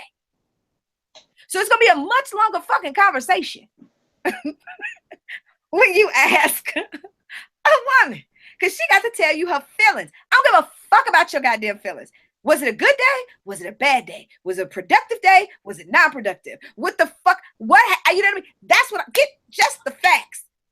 Your feelings are subjective. It's not the facts. I don't give a fuck about that, which is one of the reasons why I'm glad I don't fuck with women, because I don't understand it. I can't do it. It's too much. I can't. Why are you poking out your lips, Sporty? It hurt my feelings. Fuck your feelings. I don't know how to respond to that shit. I really don't. How was your day, Rob? It was pretty productive. I got a lot of shit done today. You know, very good. I did. I got a lot of shit done. That was pretty quick. I don't know how I feel about it. I got to tap into my feminine side for that. But I can't ask you how your day was, Sporty, because we only got 27 minutes or some shit. Exactly. This is gonna be too long. So I'm sorry. No, but I'm not. It's true shit. You know that's true. Women tell you how they feel, men tell you what they think. All right. That's why I always give a hint to ladies when it comes. Don't ever ask a man, you know, what do you think about me? Or what do you feel about me? What are your thoughts on it? You ask him that, he's going to tell you what he thinks. I think you're cool. You know, you want him to say, well, I like you. I enjoy spending time with you. You make me feel special. He ain't going to say that shit. He going to be like, I think you cool. You good people. He's telling you what he thinks. Wait, that reminds me of something my son said to one of my acquaintances. She asked him, well, what do you think about me? And he told her, he said, well, I like your boobs. You know, just the fact. You ask a 17-year-old boy, you know, what does he think about you, you idiot? You know, what did you think he was going to say? You know, and I mean, I laugh about it now, you know, but I'm just like, I couldn't have expected any other answer out of him. I really couldn't have at the time, because that's all he did. He looked at her chest the entire time she was in the room. Okay. What you expect? How about this? I got something else that I wanted to put because it came through. Here's another thing. If you're trying to build healthy relationships, be fair. Right? There has to be equity. There has to be, you know, 6 in one hand, half a dozen in the other. Be fair. You know, and it also goes back to the golden rule. If you want somebody to be fair with you, then you have to be fair with them. If you want them to be fair to the situation, you know, then you have to do the same. We find ourselves a lot in relationships, you know, well, that's not fair. We say that a lot. Whether it's an intimate relationship, a work relationship, family, whatever. Well, she gets to go to do blah, blah, blah, blah, blah. That's not fair that she gets to do blah, blah, blah. I gotta, right? Oh, you think it's fair that I have to be here with these kids all goddamn night and you out with your friends getting drunk and partying, spending up the rent money? That right? Ain't right. You know, you think that's fair? That's not fair to me, right? We talk about that all the time. We have to be fair. I mean, I don't know if I can say anything else about that without belaboring that point. Rob, go ahead. Well, you know, I mean, yes, we do have to be fair. I mean, you should be fair. I get it. But I think fair is relative, you know. I mean, what's fair is what alive. I mean, people say that life ain't fair. I believe the opposite. I believe it's 100% fair, because you have the opportunity to do whatever the fuck you want to do and make whatever you want to make out of it. So if your situation is not favorable, then changing it and you know, impacting it to the degree that it becomes favorable is the action. You know, the whole fair thing, shit may not start out fair. You know, it may not start out favorable, because the real word is favorable. It ain't rather it's fair, because if you respect each other, then there's gonna be a sense of fairness, we would hope, you know, the respect. But it may not be equal. I mean, I may have to provide a lot more in this relationship than somebody else because of our situations, but I'm okay with that. That makes it fair, even though it's not equal. You know what I mean? It is equal to bringing something else that offsets what you're doing. So it is equal. But here's the thing, it ain't like this. I can't go out and work, you know, 40 hours a week or 8 to 9 hours a day, right? And you at home, you work from home, and I still got to come home, clean the house, and cook dinner. That's what we're talking about in inequity. Now, you working from home can be beneficial because I'm out working 10 hours a day. You work from home, you're able to get the kids and make sure that everything is situated by the time I get home. So all I got to do is X, Y, and Z and pick up from where you left off. Yes, that's a balance. You see what I'm saying? That's where the fairness comes in. Not that I'm working all goddamn day and still got to come home and work too. No, motherfucker, it's time for you to go. I can do this shit by myself because I am. Or it's time for, since you don't want to clean, then your ass need to pay for somebody to clean. So then you ain't always got to go. You can make an effort to make it favorable. If the thing is, let's say I work from home, but cleaning ain't my thing, and it's more, I think I'd rather just pay for it, you know, and now you still happy because you ain't got to come home and do it. That's fine. You got to come out of my money because it should be my role, but the bottom line is we can make that situation favorable if we approach it the right way. You can. You ain't got to be on the day that the cleaning lady don't come. Yeah, you ain't got to be kicking me out is what I'm saying, because I got a solution. I'm gonna make you stay in that goddamn room with that filth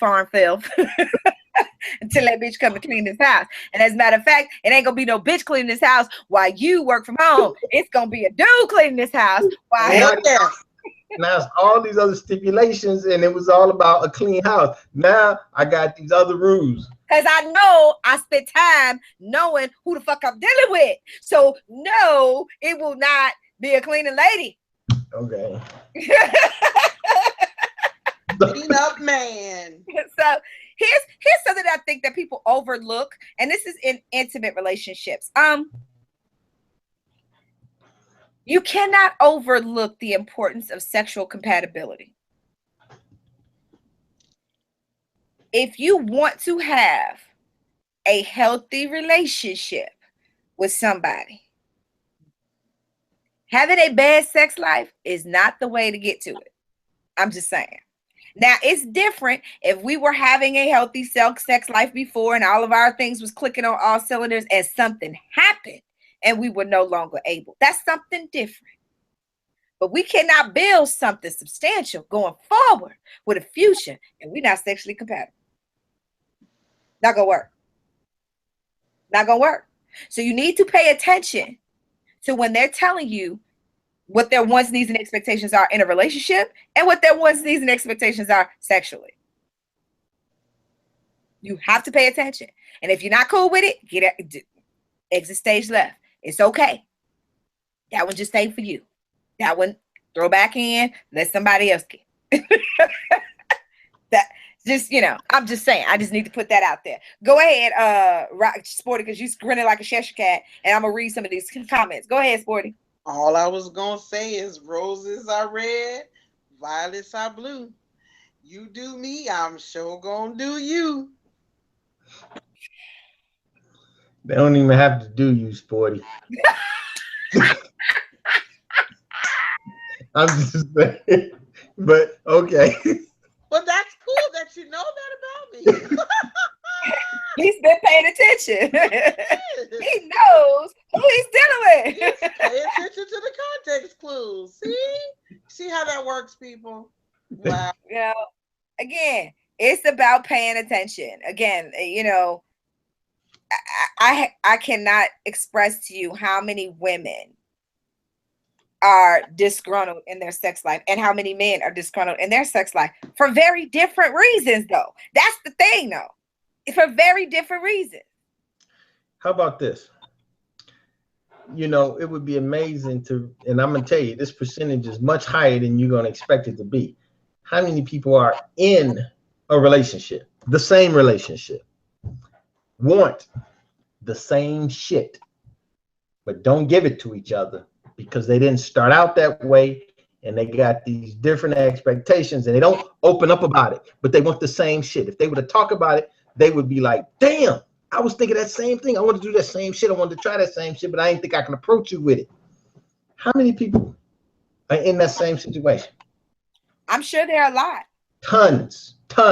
I'm sure that I don't know the statistics on it, but I guarantee you, based on the sexual dysfunction in relationships, you know, that I've you know, coached people about, I'm sure, I can't tell you the statistics, but I'll venture to say, out of 10 couples, at least 7 of them.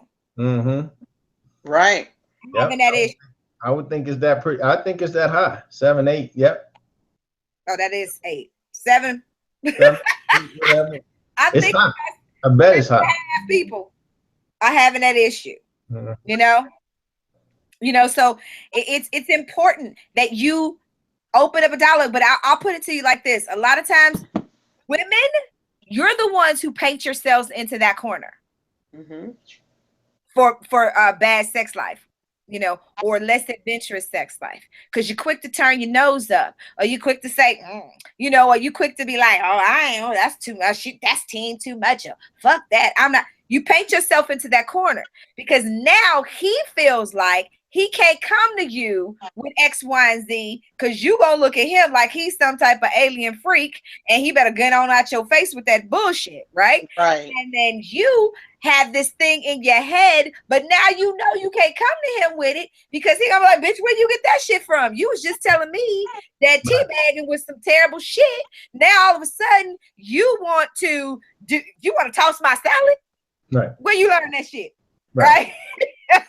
You know what I'm saying? So don't paint yourself into a corner with that type of stuff. And that's what happens a lot of times when we get to that 7 out of 10 people who they want the same shit, but they don't know how to approach it. And now they have this deficit in their relationship. And their sex becomes mundane and routine, which ultimately takes a toll on their relationship. Right. Be conscious of that kind of stuff. I think it's time because we missed our drink. It's time to do our drink of the week, do our Ask PDA letter, and it'll be almost time to wrap up the show. Woohoo! Because I am parched, darling. Yeah, I'm a little thirsty myself. So you know what? I ain't even finna talk about this goddamn drink. I'm gonna let Cousin Chan tell y'all all about it.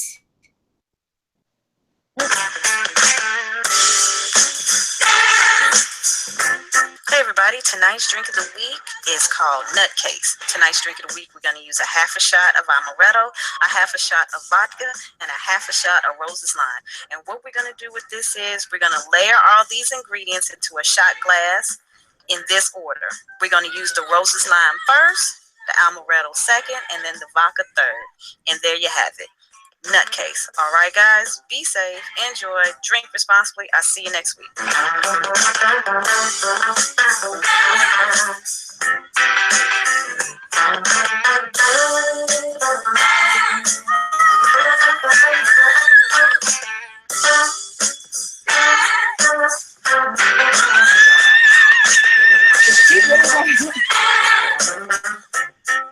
That Nutcase was that was her drink, huh? Because she got real. I like it.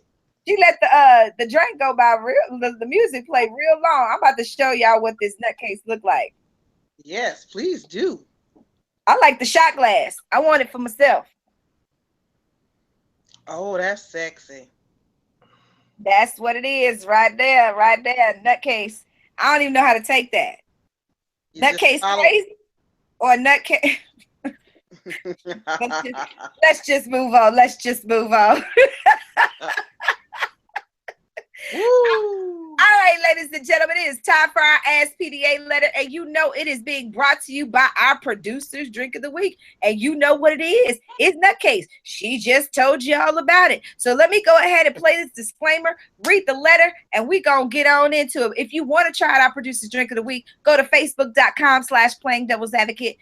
Click the link, try out the drink. Let Cousin Chad know what you think. At some point, you will be offended by something said on our show, but Playing Devil's Advocate is meant to be a forum for open, honest, and more importantly, judgment-free dialogue.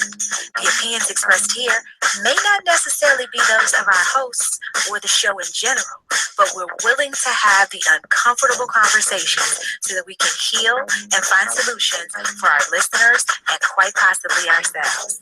Enjoy the rest of the show.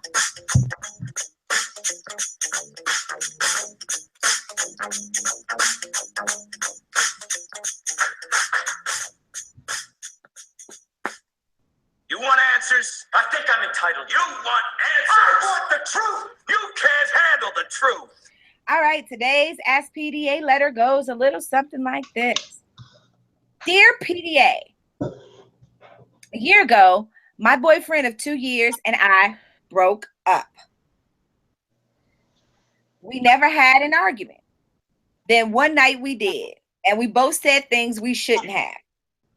Since that day, hold on, let me get this sound together over there because y'all making some noise. Since that day, he hasn't talked to me. He has ignored all my phone calls, text messages, emails, and all my attempts to work things out. I've tried to move on, but I can't seem to. I've been devastated ever since because I truly loved him. I recently started seeing a guy I like, but when it comes down to it, I can't let go of my ex. How can I snap out of this so I can enjoy this new guy? Signed, Stuck. And I'm going to go to Sporty first, then Rob, and then I'll wrap it up. Sporty?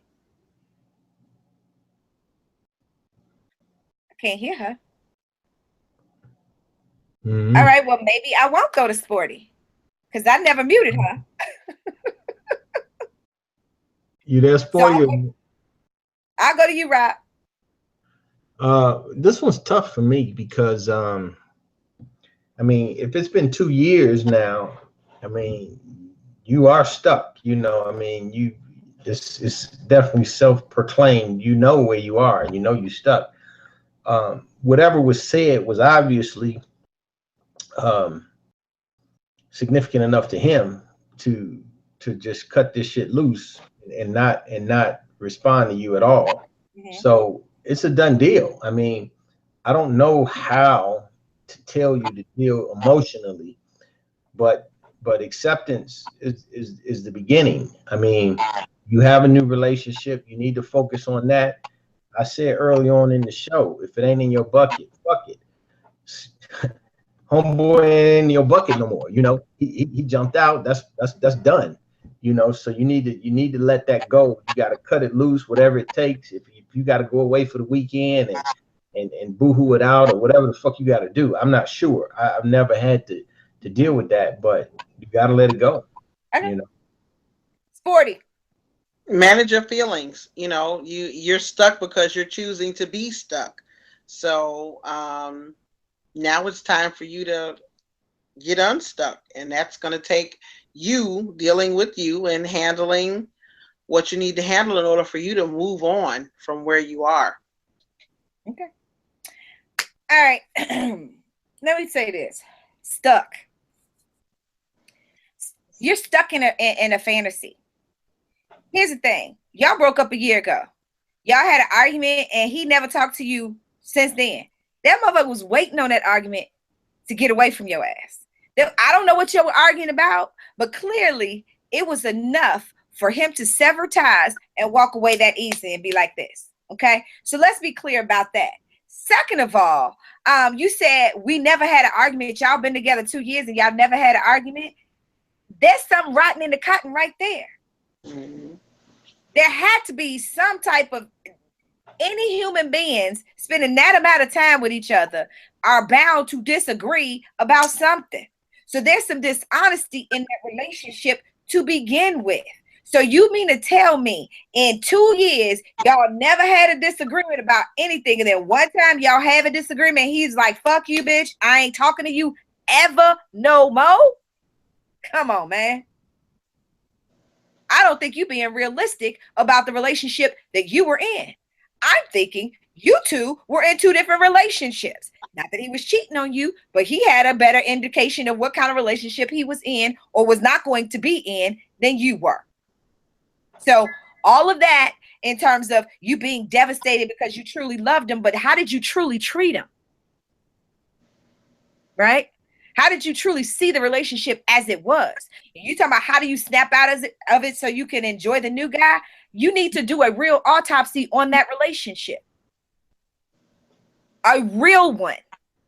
Not a romanticized version of it. But you need to actually look at the relationship for what it was, and then you'll be able to move on. That's all I got to say about that. Sounds good. We had some comments in the chat room. One of them said that, yeah, it's a done deal. She's not invested in a new relationship, so she needs to go be alone for now. Go ahead, Rob. No, you said it all. That was you said it, and yeah, shit. She need to go somewhere and dissect that damn relationship. You can move on. Because here's the thing. I can't imagine you being with a dude that long. You have one argument and he just like, I'm out. See you, right. And here's the thing. We're doing a show on the last Wednesday of November. This is how to. So we're going to do the show on how to properly break up with somebody. I don't think this was it. No. Sound like it's all right for him.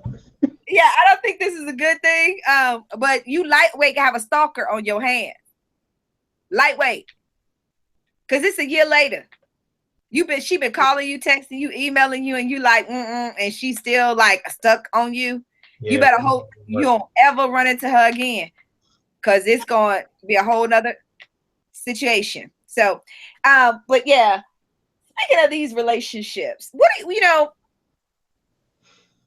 again, I did the spoiler alert in the beginning of the show talking about how, we have to be mindful that we don't treat our relationships differently in terms of the amount of effort we put into them, the amount of work we put into them, managing our expectations about them, and, setting the tone for our wants, needs, and expectations, and having a level of consistency and accountability. All of these things can translate across every relationship.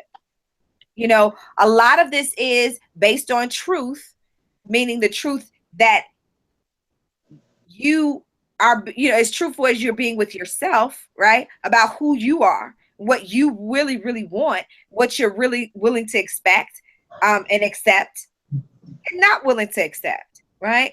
And then articulating that to the other person and accepting that person's same deal breakers. Right. So when they give you theirs, you can't dish it all out and not be willing to take any boundaries on the other side. Exactly. Because, a lot of us are selfish that way. We think we're just supposed to have it our way. And, and here's the thing. If you want it your way, you can have it your way all by yourself. That's true. You can have it your way without a job. You can have it your way without healthy relationships with your family, right? But we all have to be willing to compromise. And that's another thing. We have to be willing to compromise. Not compromise who you are, not compromise your moral fiber, but compromise in situations that really don't fucking make a difference. Picking battles, i.e. picking your battles. Okay. I'll go with that. Look at that emoji. He sounded like he was waiting on a reason not to. Right. Yeah, I was like, compromise. The hell I should be compromising for? But no, I got you. Compromise. Oh, you thought I was saying compromising who you are? No. But compromise. That word compromise, you allergic to it? No, I'm good with it. I can compromise just like you described it. That shit ain't that important. You can have that. This is my space over here. I can have this. I can compromise. I'm with you. That shit ain't important over there. Over there. You see how over there. That is so demeaning, Rob. You cannot be like that. Oh, that shit, that little shit over there, that ain't. Yeah, that shit. No, it's not that. I'm just making it over. I'm over the, but like, you know, the household shit. That's fine. Make all the decisions up in there. I don't care. I just need to go to sleep. It's comfortable. You know what I'm saying? Other shit, I want to have some input on. You know what I mean? So yeah, I get it. What you want to have input on? The money. The goddamn money. Okay. So the spending of the money or the making of the money? The uses of the money. The uses of the money. I'm not worried about the making of the money. I can make the money, or she can make, you know, she keep her money, but it's the usage of the money that I need to have some input on.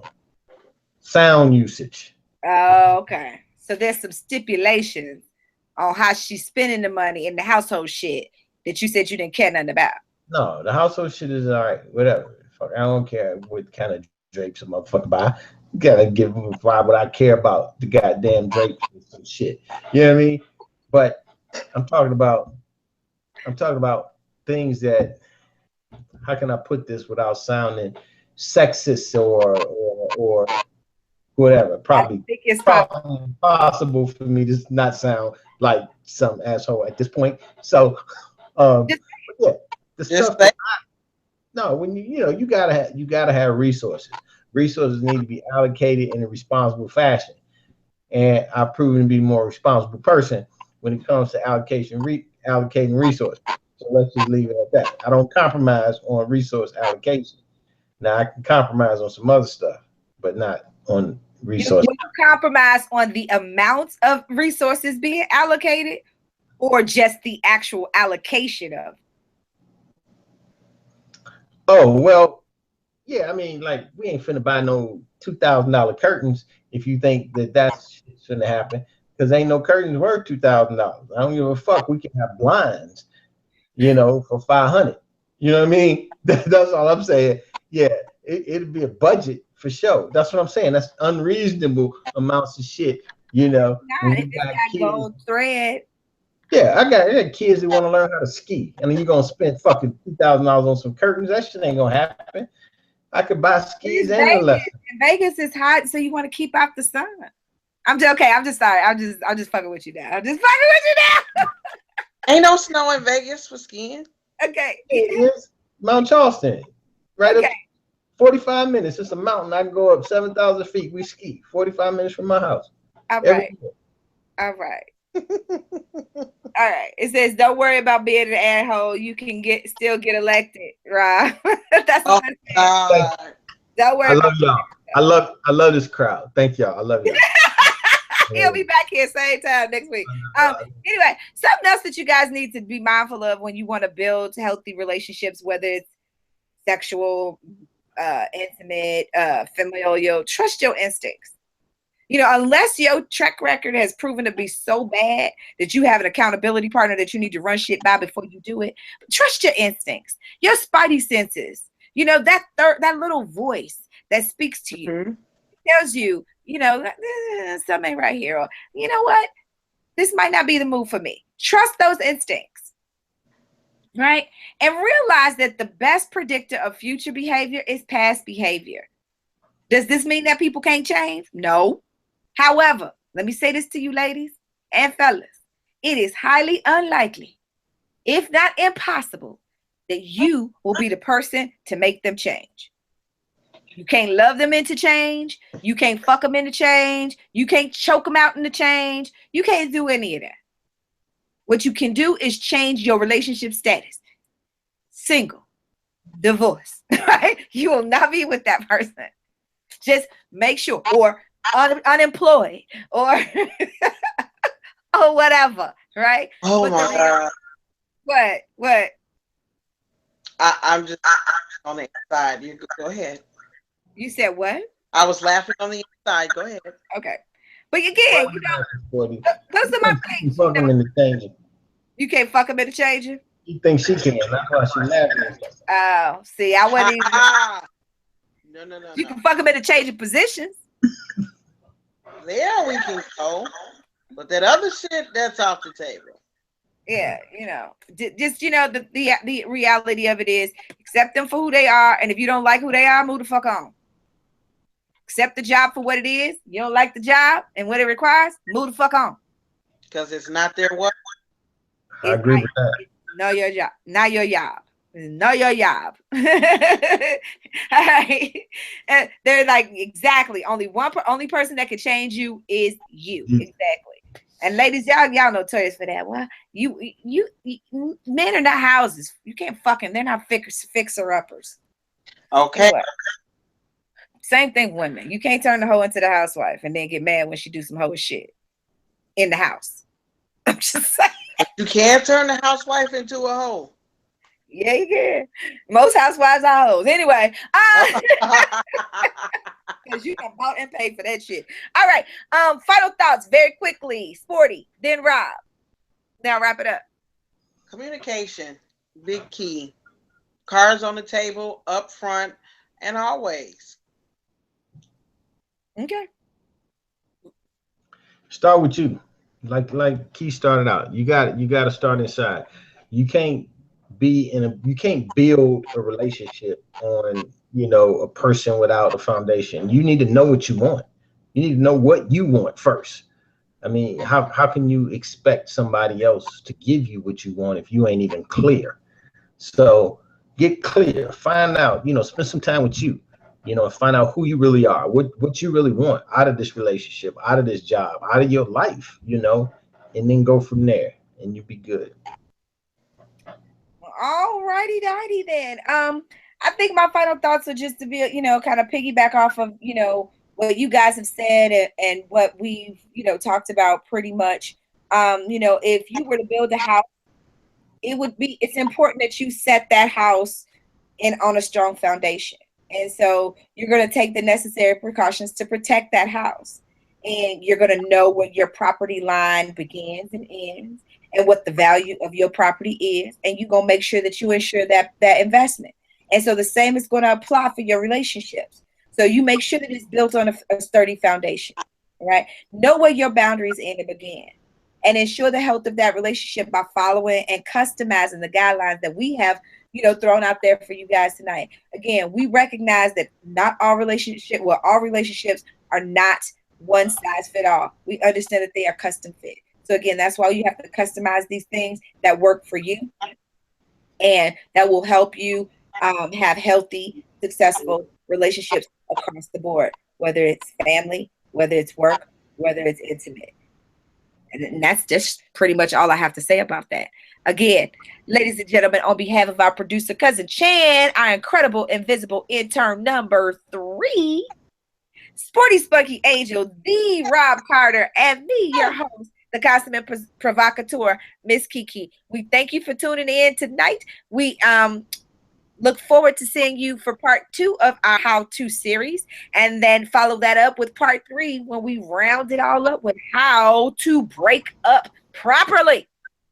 So make sure that you share the word, share the love. Again, next week, it's Chan's birthday. It's the day before Thanksgiving, and we are going to be taking your questions for how to. So if you have something that you want us to tell you how to do, send them to pda.radio@gmail.com and put in there how to in the subject, and we'll make sure that we get those covered. Also, if you want to submit your letter for our Ask PDA segment, make sure you send your email to pda.radio@gmail.com and put Ask PDA in the subject, and we'll be more than happy to let you know that we're going to feature your letter so you can pay attention, watch, listen, and comment if necessary. All right, so make sure you're following us on Twitter at PDA_Miss KiKi. You are liking and have liked our page on Facebook, facebook.com/Playing Devil's Advocate, and following all of us on social media. Anything y'all want to say? Sporty smiling, she making her little smiley face. You got anything quickly? No, Google us, bitches. Ah! What about you, Rob? New website, askrobcarter.com. Askrobcarter.com. If you got any questions, hit me up. Leave a voicemail. I got you. Ask him. Ask Uncle Rob. No, I'm sorry. AskRobCarter.com. Yeah. AskRobCarter.com. KikiRichardson.com. Facebook.com/Playing Devil's Advocate. Check us out. Check us out. All right. In the meantime, in between time, I'm tired. I am out the door. I can't do no more. Thank you for sitting in and sitting up with us, Rob. Yes. No doubt. We know how hard it was for you. All right, y'all. I got to get out of here. I'm tired. I'm still on Guadalajara time. Good night, y'all. Thank y'all.